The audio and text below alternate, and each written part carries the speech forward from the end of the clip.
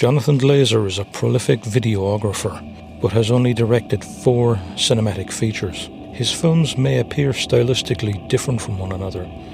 Indeed, it is true of his 4 features that they utilise a unique visual language to tell their stories. However, I believe there is a through line that hides behind the images, somewhere in the subtext, that manifests itself in the final film.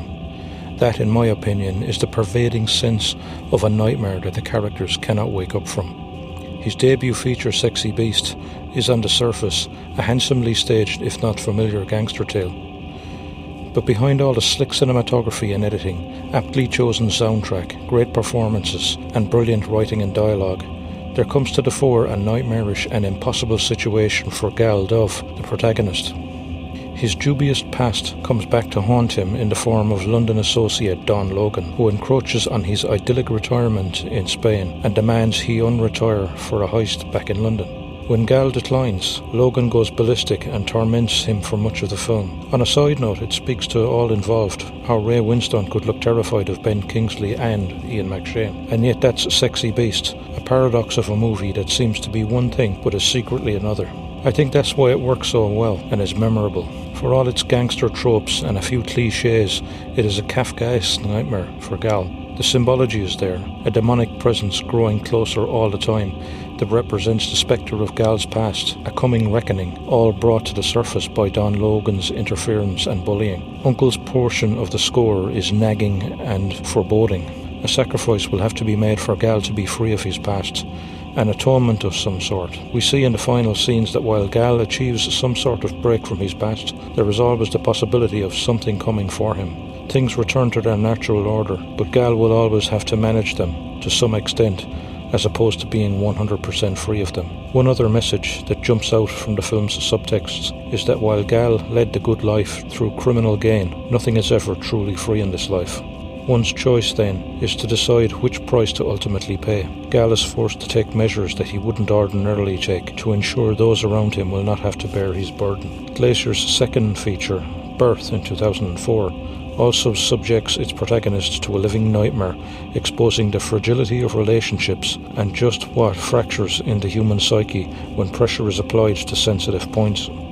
Anna lives in an affluent corner of New York and looks forward to marriage and a comfortable life. A good life. One day a young boy shows up at the door claiming to be the reincarnation of her dead husband, who had passed away 9 years previously.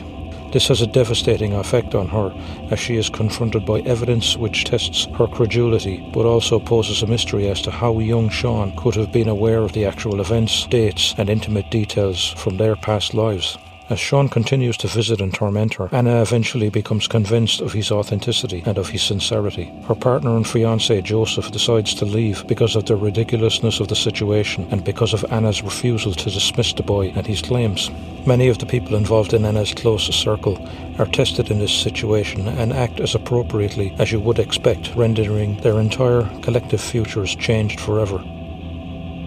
Anna is devastated at her own gullibility and is left bereft now, her current relationship destroyed and her future lying in tatters.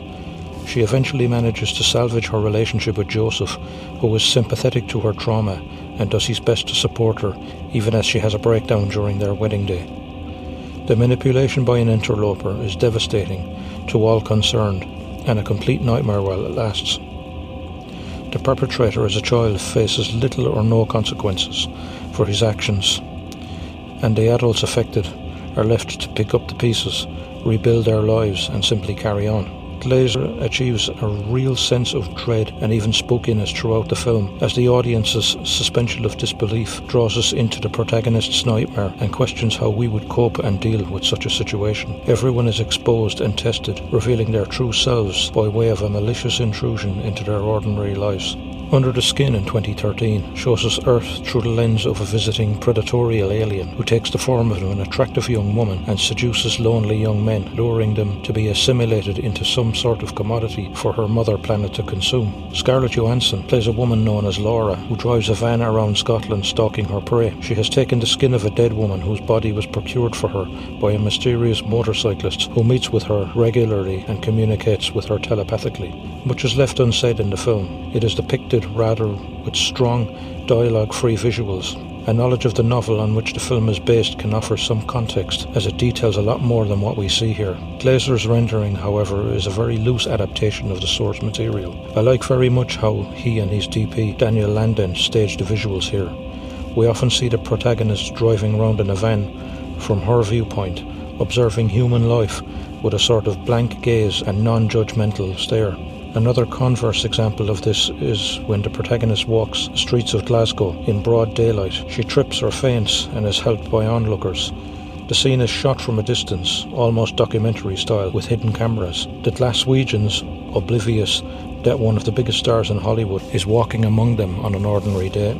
Scarlett Johansson manages to be somehow both nonchalant and nondescript, very much like her character. The film examines, through her character, whether an outsider can discern her humanity when thrust into daily life, which might be incomprehensible to someone who literally just landed from another planet. It seems that she eventually does develop some empathy for her victims, much to the chagrin of her superiors who begin to hunt for her. Her discovery of a parallel humanity within herself goes against her mission and the tenets of her society. This is symbolic of the psychopathic pathology of a large corporation with no real human brain or humanity, concerned only with output and profits. The underlings of such an enterprise may shirk responsibility and often, if displaying alternative ethics or humanity ahead of profit, will be jettisoned from their posts. We see at the end of the film the remains of the protagonist ascend in a plume of smoke through the heavily falling snow. This is also emblematic of many of the themes in the next film in Glazer's canon. The connective tissue here is a lot more obvious.